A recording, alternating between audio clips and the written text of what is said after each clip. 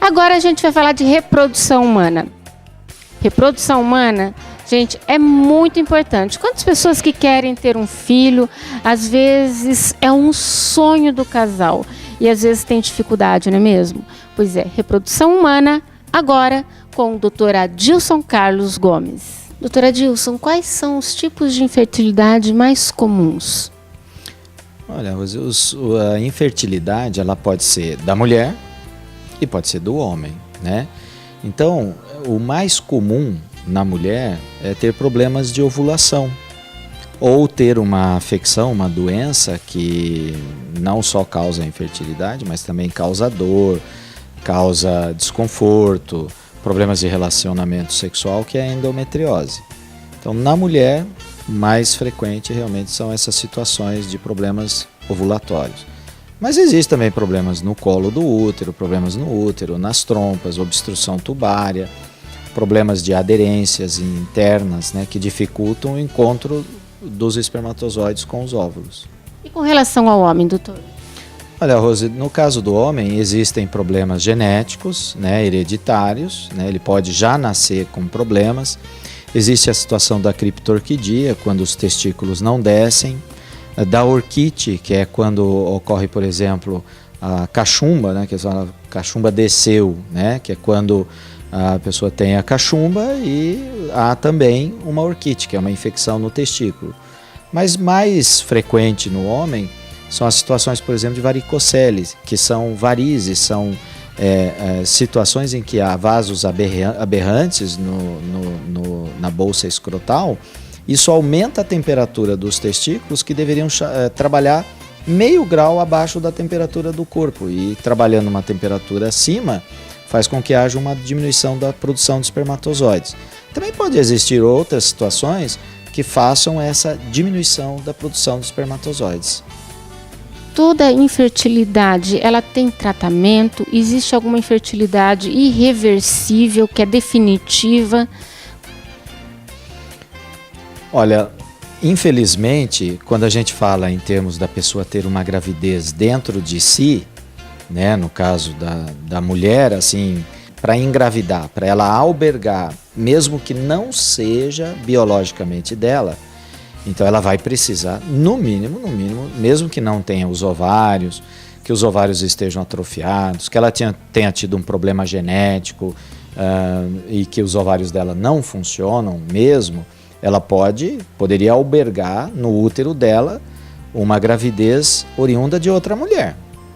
Mas se ela não tiver o útero, aí sim, ou se o útero dela for rudimentar, for muito atrofiado, aí nós dizemos então que é uma infertilidade irreversível nesse ponto de vista, né, Rose? Mas, por exemplo, ela pode ter filhos, ela pode ser mãe, de que forma? Adotando, por exemplo, né? Por isso que às vezes eu pergunto, quando as pessoas vêm aqui, eu falo, o que você quer? Você quer ter uma gravidez ou você quer ser mãe? Porque eu acho, sinceramente, que ser mãe é muito mais do que ter uma gravidez, né? Embora passar por essa bênção, realmente, se todas as mães pudessem passar por isso, seria tão maravilhoso, né? Doutor, existe alguma coisa que as mulheres podem fazer para evitar o problema da infertilidade? Porque a infertilidade é um problema que ninguém quer.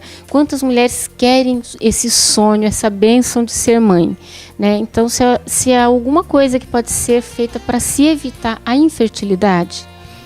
Olha, Rose, eu acho assim, que existem situações que são inevitáveis. Como eu falei, uma situação genética, por exemplo, realmente não há o que fazer. Mas o que é mais importante, o que tem feito aumentar muito o número de mulheres inférteis, é o risco de doenças sexualmente transmissíveis. Porque essas infecções adquiridas por relação sexual, que acometem a vagina, depois acometem o colo uterino, fazendo cervicites, endoscervicites, endometrites, infecções dentro do útero, salpingites, infecções nas tubas, podem levar a sequelas, podem levar a aderências, podem levar a obstrução tubária. E como evitar essa situação? Uma primeira coisa é evitar a promiscuidade, evitar múltiplos parceiros, múltiplas parceiras, né? Como a gente sempre fala. Também evitar utilizando o preservativo. Então, o preservativo, no caso, ele vai evitar a passagem de bactérias para dentro do útero. Porque a característica que a mulher tem, muito dela, é isso. É uma comunicação do meio externo com o meio interno.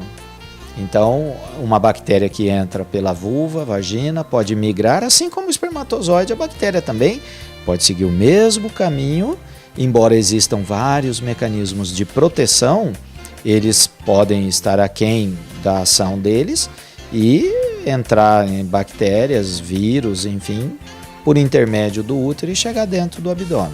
Então essa é uma situação. Outras situações, por exemplo, é ter uma boa qualidade de vida, né? Eu acho que porque quando a gente fala assim, para ser mãe, a mulher precisa primeiro ser saudável. Então cuidar de si, não aumentar exageradamente o peso, porque o aumento de peso pode levar a problemas no ovário, pode levar a problemas de ovulação, e se ela não ovular, não engravida. Ela deve cuidar da sua alimentação, da qualidade da sua alimentação, fazer atividade física, ter bom relacionamento psicológico, né, ter uma atividade laboral.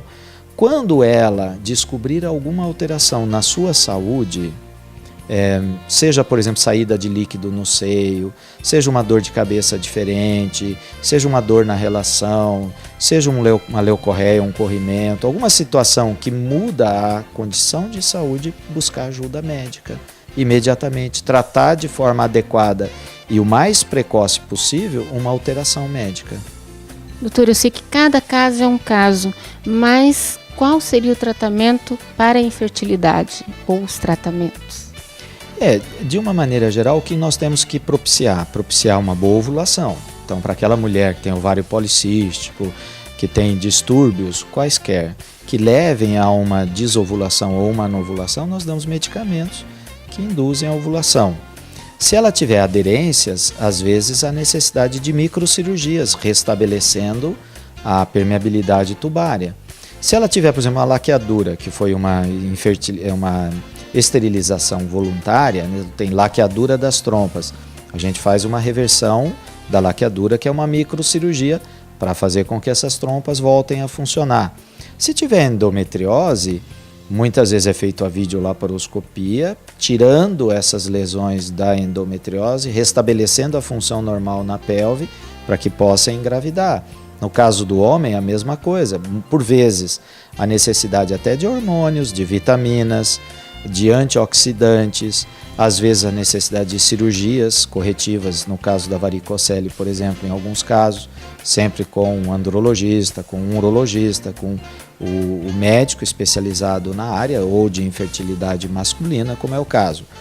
Por vezes, nós precisamos lançar mão da reprodução assistida, que é utilizando a inseminação artificial, onde nós colocamos espermatozoides de melhor qualidade, são selecionados os de melhor qualidade e colocados dentro do útero, facultando uma chance maior de engravidar, ou a fertilização in vitro em algumas outras situações.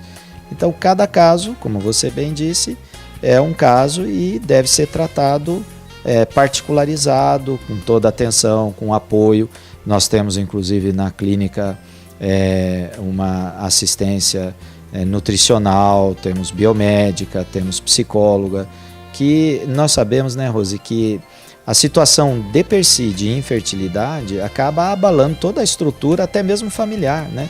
Porque a gente fala assim, como que é a situação, por exemplo, da mãe da moça que tem infertilidade, né? A angústia dela de ver a filha sofrendo, a angústia da mãe do marido, né? Que, puxa vida, quer ter netos e tudo. Aí ela fica pensando, será que eu devo perguntar? Será que estão fazendo tratamento? Não estão? Então, na verdade, é multidisciplinar, multiprofissional, eu até diria assim, familiar, viu? Porque todo mundo aí merece, sofre, né? Se angustia e merece atenção, claro.